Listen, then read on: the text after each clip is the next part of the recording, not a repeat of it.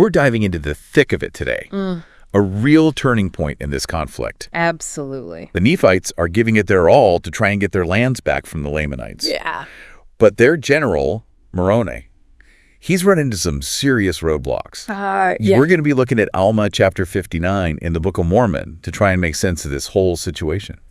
This chapter, it's really something else. Like, it lets us see what leadership during war really looks like. Yeah. It's not just about, moving troops around on some map. Right. Moroni, he's dealing with, scarce resources, high expectations, and even his own doubts when everything seems hopeless. Yeah, and initially, things seem like they're going pretty well. Yeah. Moroni gets word from his commander, Helaman, about these big victories. They've retaken some important areas. It's all there in verse 1. Yeah, he's so fired up about it, he tells everybody to celebrate. Yeah. And then right away, he writes to the government in Zarahemla asking for reinforcements for Helaman. This is in verses 2 and 3. He knows they got to secure what they've gained.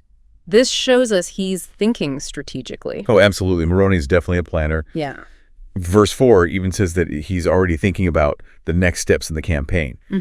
He wants to get even more territory back. Right. But just as he's gearing up to make his next move, bam, right, a huge problem pops up. Yeah, verse 5 tells us that the Lamanites, they attack the city of Nephihah. Right. And this is where the whole strategic importance of cities really hits you. Yeah. They're not just places where people live, They're strongholds. Yeah. Holding on to a city is way easier than trying to retake it. Right. And losing one can be like a huge blow to morale and resources. You're absolutely right. And think about this.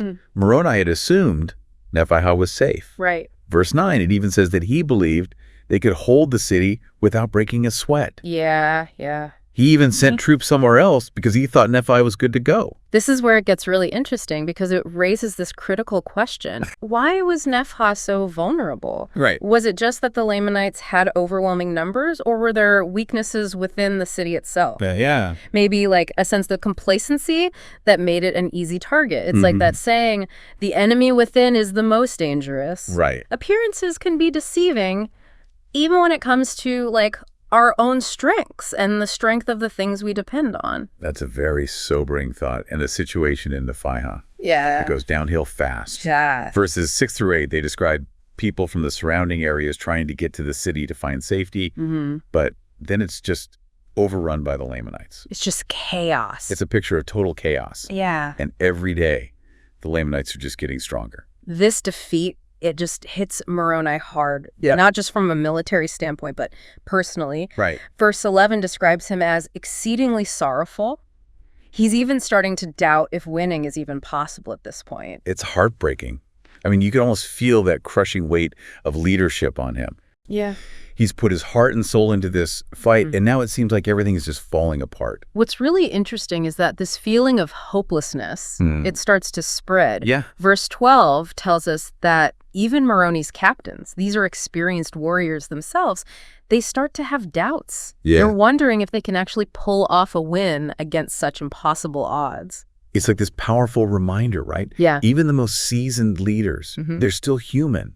They have doubts, they feel despair, and they struggle when things are overwhelming. It makes this whole experience so much more relatable. Exactly. And it all builds up to Moroni's outburst in verse 13. He's furious with the government back in Zarahemla. Right. They seem totally indifferent to the suffering of their own people. Yeah. They're more worried about holding onto their power than with protecting freedom. And he writes, and I quote, "Behold, I am Moroni, your chief captain. I have fought and obtained victories, wherefore I must have more strength. I have sent unto you desiring that you should send me reinforcements." Yeah. It's interesting that he calls himself your chief captain. Yeah. Like he's reminding them, hey, I'm out here on the front lines, putting my life on the line, and you guys are just sitting back doing nothing. You can feel the anger and frustration in his words. Yeah. Something we can all relate to when those in charge seem completely out of touch with the struggles of the people they're supposed to be serving. It makes you wonder, is this frustration a sign of an even bigger conflict brewing? Could this internal political struggle within the Nephite nation end up being what weakens them against the Lamanites?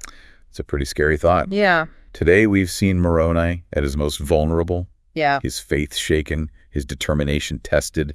He's dealing with devastating losses and feeling like the people he's fighting for don't even care. And it makes you think, have we ever felt that way? Right. Like our efforts are pointless.